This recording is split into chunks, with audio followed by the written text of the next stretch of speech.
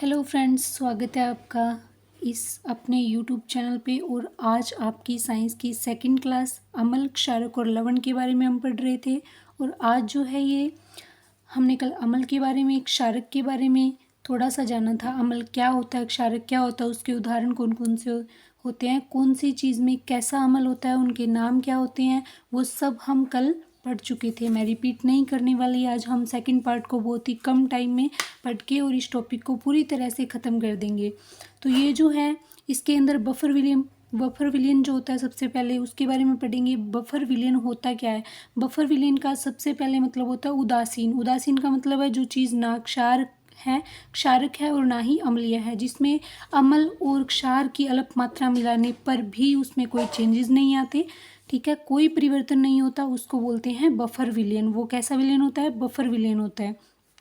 उसके बाद में जब हमें एसिडिटी होती है, कई बार हम बोलते हैं ना कि हमें एसिडिटी होती है, तो एसिडिटी के उपचार के लिए या तो हम इनो लेते हैं या फिर हम डॉक्टर से दवाई लेते हैं। तो वो दवाई जो होती है वो मैग्नीशियम हाइड्रोक्साइड की बनी हुई होती है। और इसी मैग्नीशियम हाइड्रोक्साइड को लेने के बाद में हमारी एसिडिटी सही हो जाती है, ख़त्म हो जाती है। इसके अंदर हल्का क्षार होता है, इसीलिए ये अम्लता को मारता है, एंटासिड। ठीक है।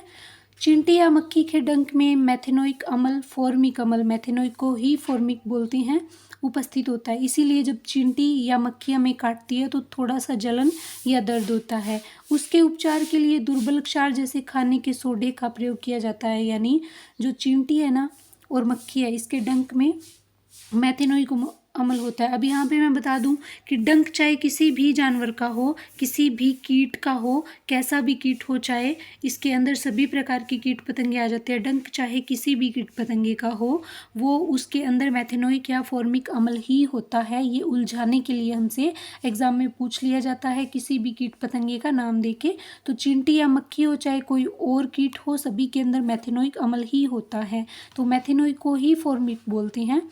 और इसके अंदर क्या है, दर्द या जलन का अनुभव होता है। उसके उपचार के लिए दुर्बल क्षार मतलब थोड़ी क्षार वाली वस्तु जैसे खाने का सोडा, उसका प्रयोग किया जाता है। कुछ उर्वरकों के अत्यधिक प्रयोग से भूमि अम्लीय हो जाती है। कुछ उर्वरक होते हैं ना, बहुत ज़्यादा उर्वरक डालने से, बहुत ज़्यादा फर्टिलाइज़र डालने से भूमि जो है, जो ज़मीन है, वो कैसी हो जाती है?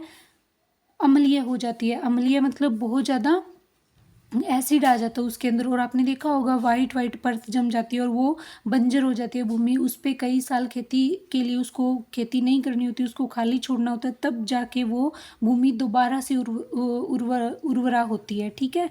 तो ये जो है भूमि अम्लीय हो जाने पे सबसे पहले मिट्टी के बारे में हम जब पढ़ते हैं तो ये सबसे पहले पढ़ते हैं कि जो अम्लीय हो जाती है भूमि, उसके उपचार के लिए जिप्सम का यूज़ किया जाता है। सॉरी, क्षारीय हो जाती है तब जिप्सम का, और अम्लीय हो जाती है तब चूने का यूज़ करते हैं। जिसे उदासीन करने के लिए चूने का यूज़ किया जाता है। और जब क्षारीय हो जाती है भूमि, खारी हो जाती है, तब किसका यूज़ करते हैं? जिप्सम का। और राजस्थान के अंदर जिप्सम की जो खान है वो आपको पता है, बीकानेर, जैसलमेर एंड नागौर वाली साइड मिलती है। लवण, ये अम्ल और क्षार की उदासीन अभिक्रिया के उत्पाद होते हैं। लवण क्या होता है? जब अम्ल और क्षार, इनसे किसी भी वस्तु पे किसी भी तरह का कोई इफेक्ट या कोई परिवर्तन नहीं आता, इनको मिलाने पर वो उदासीनीकरण की प्रक्रिया होती है। और उदासीनीकरण से जो उत्पाद हमें मिलता है, जो प्रोडक्ट हमें मिलता है, उसको लवण बोलते हैं। धावन सोडा यानी धोने का सोडा, जो हम घर में यूज़ करते हैं ना कपड़े धोने के लिए, कास्टिक सोडा बोलते हैं उसको। इसका रासायनिक नाम होता है सोडियम कार्बोनेट डेकाहाइड्रेट। ठीक है। और इसको अगर हम समीकरण में लिखें तो Na2CO3.10H2O। इसे कांच, साबुन या कागज़ उद्योग में जल के स्थायी कठोरता को दूर करने के लिए किया जाता है। अब ये यूज़ कहाँ होता है? कांच उद्योग में यूज़ होता है, साबुन के उद्योग में और कागज़ के उद्योग में। ठीक है, वहाँ पे यूज़ होता है धावन सोडा, कास्टिक सोडा। उनको जो प्रोडक्ट उन कांच, साबुन और कागज़ बनाने में यूज़ होते हैं ना, उनको साफ़ करने के लिए इस सोडे का यूज़ होता है। और इस सोडे का रासायनिक नाम याद रखना, सोडियम कार्बोनेट डेकाहाइड्रेट। और ये वाला भी अगर बहुत डीप पूछेगा तो ये ऑप्शन में ये दे के पूछेगा। बेकिंग सोडा खाने का सोडा सबको पता है, बेकरी वाले यूज़ करते हैं। यह सोडियम हाइड्रोजन कार्बोनेट इसको बोलते हैं। और इसको सोडियम कार्बोनेट डेकाहाइड्रेट, इसको सोडियम हाइड्रोजन कार्बोनेट बोलते हैं। इसको Na2CO3 और इसको NaHCO3 बोलते हैं। अब इसे दुर्बल खाद्य अम्लों जैसे टार्ट्रिक अम्ल के साथ मिलाया जाता है तो इसे बेकिंग पाउडर कहते हैं।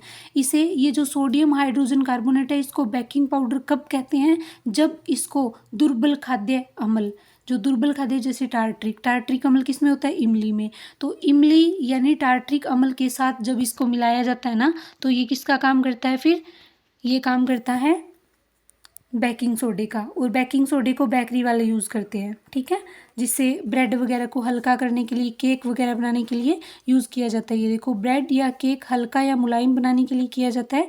इसे प्रति अम्ल अथवा अग्निशामक के रूप में भी प्रयुक्त किया जाता है। जो फायर प्रोसेसर होते हैं ना उनको, और एंटासिड के रूप में यानी प्रति अम्ल के रूप में भी इसको यूज़ किया जाता है। उसके बाद विरंजक चूर्ण। विरंजक चूर्ण क्या होते हैं, रासायनिक रूप इसका ये है CaOCl2, ठीक है, CaOCl2 रासायनिक रूप है इसका विरंजक चूर्ण का। यह है कपड़ा उद्योग में सूत अथवा लेनिन, लेनिन जो होता है वो कृत्रिम रेशा होता है, रस्सियाँ बनती है इसकी, और सूत आपको पता है चारपाई बनाने के लिए काम आता है। तो सूत और लेनिन के विरंजन और तथा कागज़ उद्योग में लकड़ी की लुगदी के विरंजन में प्रयुक्त होता है, उनको साफ़ करने के लिए। अपने पुराने टाइम में जो कॉपियाँ हैं ना, आज भी आपके पास बहुत पुरानी कॉपी अगर पड़ी है तो आप देखना उनके जो गत्ते बने होते थे ना, वो उनके अंदर जो भुस्से के से तिनके से होते हैं और उनमें बहुत गंदी स्मेल आने लग जाती है। तो उनको साफ़ करने के लिए जब वैसे वाले गत्ते बनते थे ना और वैसे वाला कागज़ बनता था, उस टाइम ये यूज़ होता था और उस चीज़ को साफ़ करने के लिए इसका यूज़ किया जाता था। और लेनिन जो है ये भी सबसे पहले बनाया गया कृत्रिम रेशा है।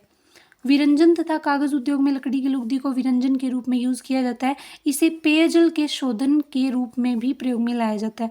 आपने देखा होगा कई बार जो वाटर सप्लाई आती है ना तो उसके पानी के अंदर ना अजीब सी स्मेल आती है और पानी खारा खारा फील होता है, तो वो पानी जो है उसको साफ़ करने के लिए ये डाला जाता है उसके अंदर, जिसको हम लाल दवाई बोल देते हैं।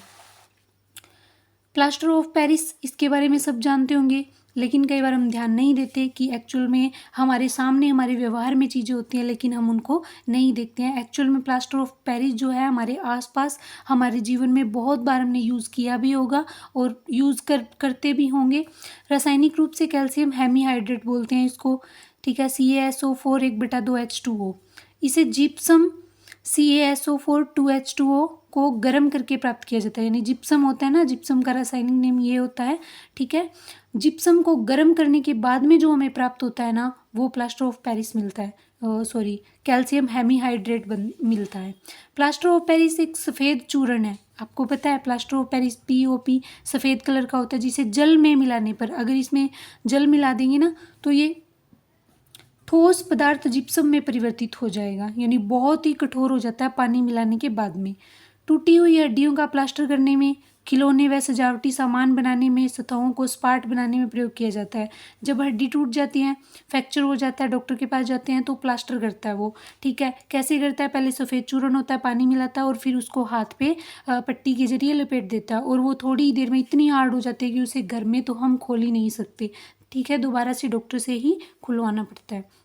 और खिलौने कई बार कुछ ऐसे, एक तो चीनी मिट्टी वो होती है जो गिरते ही टूट जाती है, बहुत हल्की होती है, ठीक है, अगर उसी के अंदर POP मिक्स करके अगर खिलौने बनाए जाते हैं तो उनको कितना ही पटक लो वो नहीं टूटते, ठीक है। सजावटी सामान घर में कई बार जो गमले होते हैं सुंदर सुंदर वो भी बने हुए होते हैं, वाइट कलर के होते हैं, तो प्लास्टर ऑफ पेरिस मिक्स करके बनाते हैं ताकि वो गिरने से भी टूटे ना।